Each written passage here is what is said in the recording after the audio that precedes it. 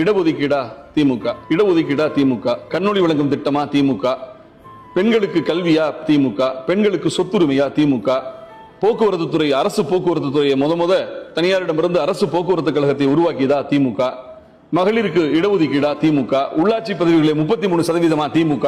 நான் சொல்லிக்கிட்டே போகலாம். திமுகவை தவிர்த்து விட்டு இந்த திராவிட அரசுகளை பார்க்க முடியாது. இன்றைக்கு இந்தியாவிலேயே 2வது மாநிலம் என்று இன்றைய முதலமைச்சர் போய் நிதி ஆயோக்ல பேசினார்ல, அது 40 நாள்ல நடந்ததா? இந்த 40 நாள்ல நடந்ததா? இல்ல இல்ல. யார் உருவாக்கினா?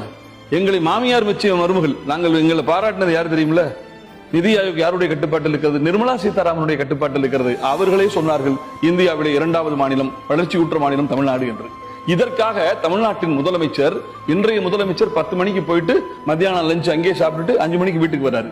காலை 10 மணிக்கு தொடர்ந்து 5 மணிக்கு முடித்துக் கொள்கிற அரசு ஊழியர் பதவி அல்ல, அலங்கார பதவி அல்ல, முதலமைச்சர் பதவி. இரவும் பகலும் மக்களையே நினைத்து இமை சோறாமல் உழைத்து எனக்கான வெயில, பிறருக்கான வெயில நான் ஏத்துக்கிட்டு எனக்கான நிழலை பிறருக்கு கொடுக்கிற தியாக தொண்டுலியம் தான் முதலமைச்சர் பதவி. அந்த முதலமைச்சர் பதவிக்காக முத்துவேல் கருணாநிதி ஸ்டாலின் என்கின்ற ஒருவரின் உழைப்பை எக்காலத்திலும் நீங்கள யாரும் குறைத்து மதிப்பிட முடியாது.